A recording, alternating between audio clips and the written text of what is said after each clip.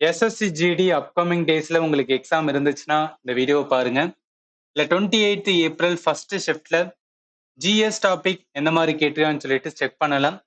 ஏன்னா நிறைய student exam முடிச்சுட்டு வந்த ஸ்டூடெண்ட் வந்து ஆவரேஜா இருந்தது. அதாவது ரீசனிங் ஈஸியா இருந்தது, மேத் கொஞ்சம் ஓரளவு ஓகேவா இருந்தது. பட் ஜிகே டாபிக் ரொம்பவே ஹார்டா இருந்துன்னு சொல்லிட்டு நிறைய இதுல வந்து சொல்லிட்டு இருக்காங்க. ஸோ அதனால என்னன்னா என்ன மாதிரி கேட்டிருக்காங்க, ப்ரீவியஸ் இயர் பேட்டர்ன் படி இருக்கா, இல்லை ஏதாவது கொஸ்டினோட டஃப்னஸ் எந்த மாதிரி மாறுது, இது எல்லாமே செக் பண்ணிட்டு அதுக்கு ஏத்தாப்புல நீங்க ரிவிஷன் பண்ணீங்கன்னா எக்ஸாமுக்கு யூஸ்ஃபுல்லா இருக்கும். இப்போ கேள்வி வந்து பாருங்களேன். லாஸ்ட் பவர்ஃபுல்லான முகல் எம்பரர் அவுரங்கசீப் வந்து எப்ப பாஸ் ஆனாரு, வருஷத்தை வந்து கேட்டிருக்காங்க. இது ரொம்ப ரொம்ப ஃபேக்சுவலான வந்து ஒரு கொஸ்டின் தான். பட் இருந்தாலும் இது என்ன பண்ணலாம்னா நீங்க ஆன்சர் பண்ணலாம். ஏன்னா இது நம்ம ஸ்டாண்டர்டா லேர்ன் பண்ணியிருப்போம். மெடிவல் ஹிஸ்டரியில முகல் எம்பையர் கம்ப்ளீட்டா லேர்ன் பண்ணியிருப்போம். அதுல அவுரங்கசீப் பர்டிகுலரா வந்து கொஞ்சம் எக்ஸ்ட்ராவே மைண்ட்ல வந்து வச்சுக்கிறோம். ஏன்னா இவர் இறந்ததுக்கு அப்புறம் தான், ஸோ இவர் இறந்ததுக்கு அப்புறம் தான் என்ன சொல்லுவாங்கன்னா முகல் வந்து டிக்ளைன் ஆகும் அப்படின்னு சொல்லுவாங்க. ஏன்னா இவர் வர வரைக்கும் என்ன சொல்லுவாங்கன்னா கிரேட்டர் முகல் அப்படின்னு சொல்லுவாங்க. இவருக்கு அப்புறம் லெசர் முகல் அப்படின்னு சொல்லுவாங்க. ஏன்னா இவரோட டைம் பீரியட்ல தான் பிரிட்டிஷ்மே உள்ள வர ஆரம்பிச்சிருப்பாங்க. ஸோ அதனாலவே என்ன 1658 டு 1707 அந்த டைம் பீரியட் ரொம்ப ரொம்ப இம்பார்ட்டன்ட். அதுதான் அவரோட வந்து டெத் ஆன, ஸோ அவருக்கான இறந்த ஆண்டாக இருக்கும் 1707. எதுக்காக சொல்ல வரனா எந்த டாபிக்ல கொஸ்டின் கேட்கறாங்கன்னு சொல்லிட்டு அதை தெரிஞ்சுக்கிற போது கரெக்டா என்ன பண்ணிக்கலாம்னா நீங்க ரிவிஷன் பண்ணிக்கலாம். அடுத்து பாருங்களேன், த பேலஸ் ஆஃப் இலூஷன் அப்படின்னு சொல்லிட்டு ஒரு நாவல் இருக்கு. அதை எழுதுனது யாருன்னு கேட்கறாங்க. இந்த மாதிரி கொஸ்டின் பார்த்தோன்னே நிறைய ஸ்டூடெண்ட் சரி என்ன டாபிக் எப்படி கேட்கறாங்க எதுவுமே புரியல அப்படின்னு நினைச்சீங்கன்னா ரொம்ப அக்யூரேட்டா என்ன பண்ணிருக்கணும் நீங்க லேர்ன் பண்ணிருக்கணும். நல்லா கவனிங்களேன். இந்த கொஸ்டினுக்கு ஆன்சர் வந்து த பேலஸ் ஆஃப் இலூஷன் யாரு எழுதுனானா சித்ரா பானர்ஜி திவாகருணி. இது நான் கிளாஸ் எடுக்கும்போது உங்களுக்கு வந்து ப்ராப்பரா வந்து டீச் பண்ணியிருப்பேன். அப்ப ஆன்சர் வந்து என்னன்னா ஆப்ஷன் பி தான்.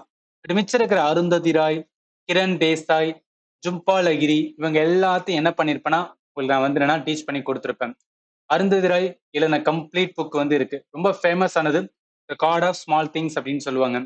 கிரண் தேசாய் இவங்களோட book the inheritance of loss ரொம்ப ரொம்ப இம்பார்ட்டன்ட். அதே மாதிரி ஜும்பால் அகிரியோட வந்து ஃபர்ஸ்ட் நாவல் த நேம் சேக் ரொம்ப ரொம்ப ஃபேமஸ் ஆனது. இது எதுக்காக சொல்லனா எல்லாமே நான் ப்ராப்பரா டீச் பண்ணியிருக்கேன். ஏன்னா நிறைய ஸ்டூடெண்ட் வந்து என்னது சின்ன சேனல் தான், பட் இருந்தாலும் என்ன நினைக்கிறாங்கன்னா இவர் ஒழுங்கா டீச் பண்ண மாட்டார் அப்படின்னு நினைக்கிறீங்க. அப்படி கிடையாது. நான் 2 சப்ஜெக்ட் பண்ணிட்டு தான் டீச் பண்ணிட்டு இருக்கேன், ஜிகே அண்ட் மேத். ஸோ அதனால எடுக்கிறதுல ரொம்ப ப்ராப்பரா வந்து டீச் பண்ணுவேன்.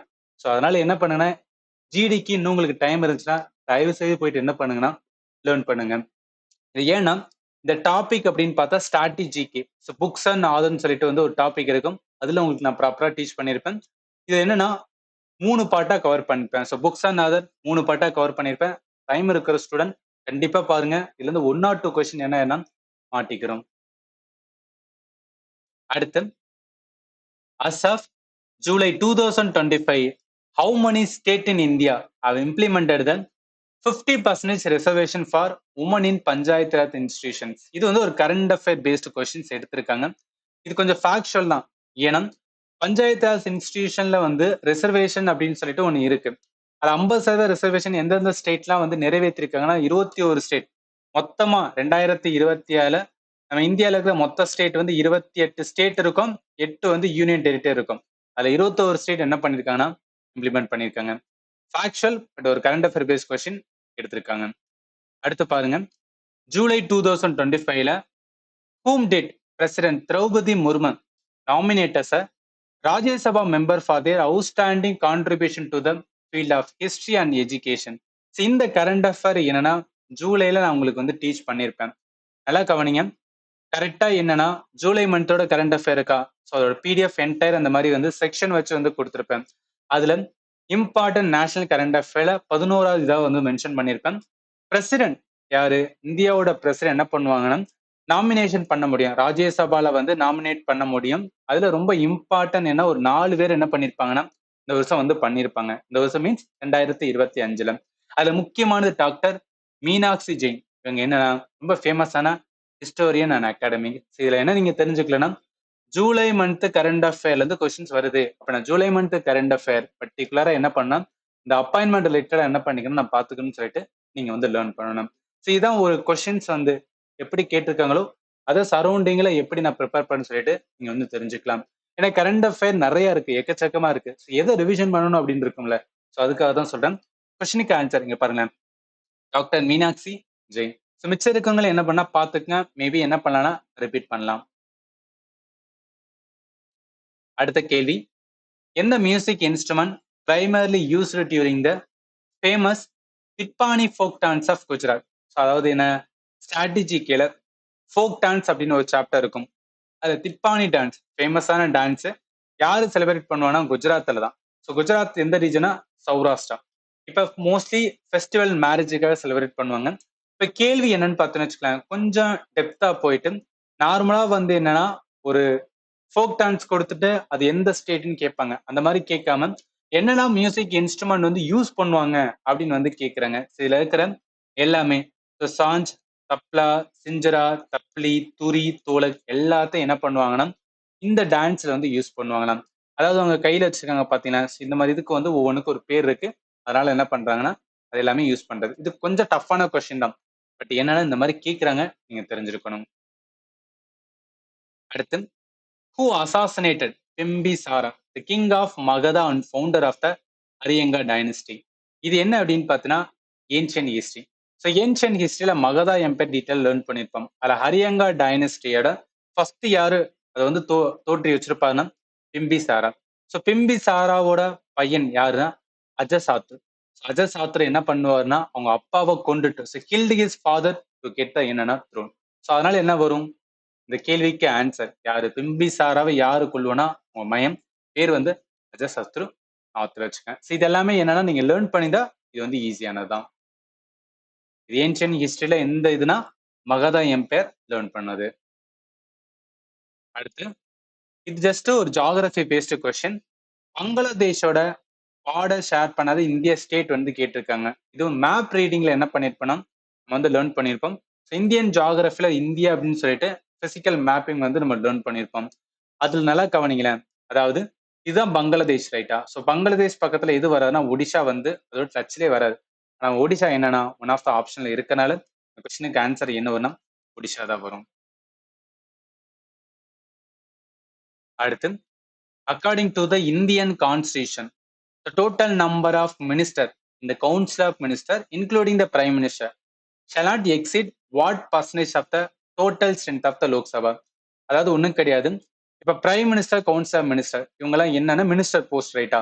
இதுல என்னன்னா ஒரு குறிப்பிட்ட அளவு மட்டும்தான் வந்து என்னன்னா ஒரு மினிஸ்டருக்கான பதவியை கொடுக்கணும், ஒரு லிமிட் இருக்கணும், எண்ணிக்கை இருக்கணும் அப்படின்னு சொல்லியிருப்பாங்க. அது எத்தனை சதவீதம் எதுல இருந்து பார்க்கணும்னா லோக்சபாவோட ஸ்ட்ரென்த்ல இருந்து.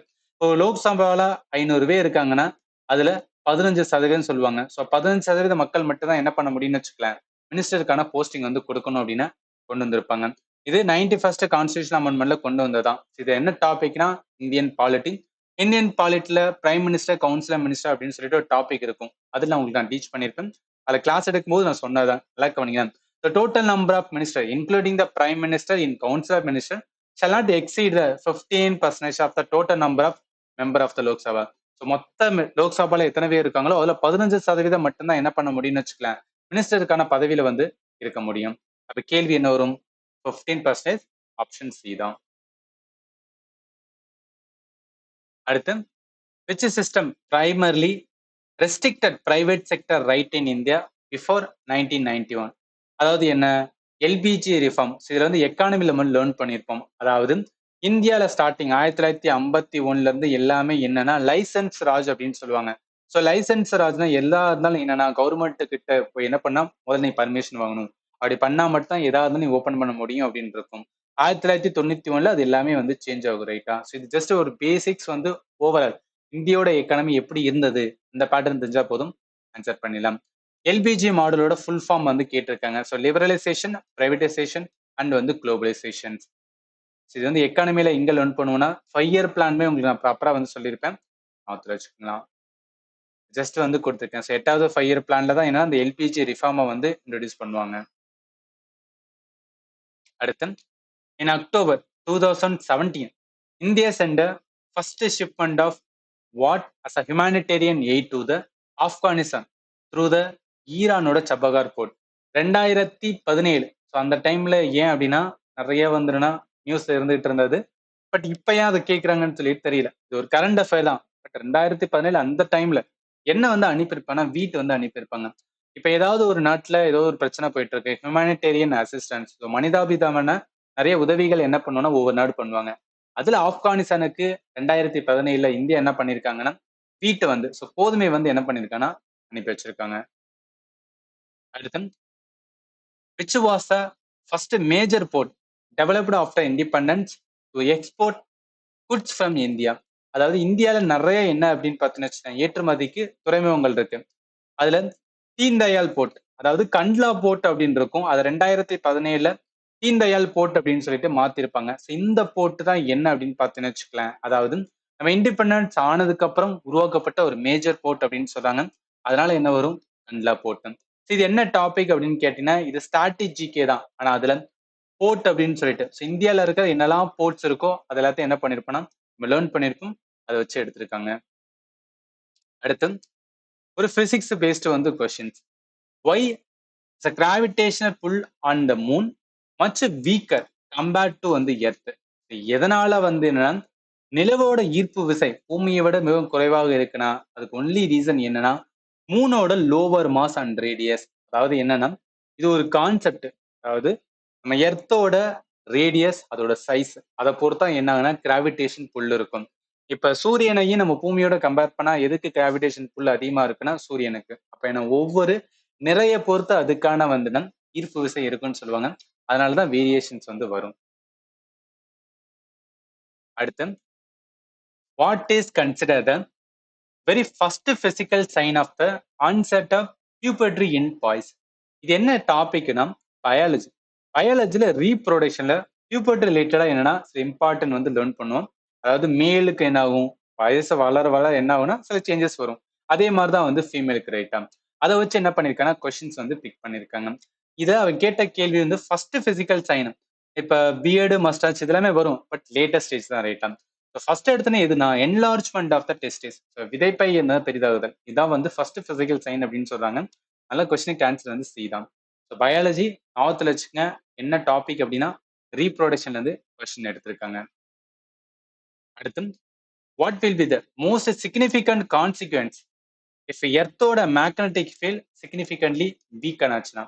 அதாவது என்ன காந்தப்புலம், நம்ம பூமியோட காந்தப்புலம் வந்துன்னா பலவீனம் ஆச்சுன்னா என்ன விளைவு இருக்கும், அதனால என்ன வந்து ஒரு கான்சிக்வன்ஸ் இருக்கும் அப்படின்னு வந்து கேட்குறாங்க. முக்கியமானது என்னன்னா இப்ப எர்த்தோட மேக்னட்டிக் ஃபீல்டு இருக்கனால ஒரு இம்பார்ட்டன்ஸ் வந்து சோலார் ரேடியேஷனை வந்து நம்மளோட சர்ஃபேஸ் நம்ம புவியோட வந்துன்னா சர்ஃபேஸ்ல வரவிடாம என்னன்னா தடுக்குது.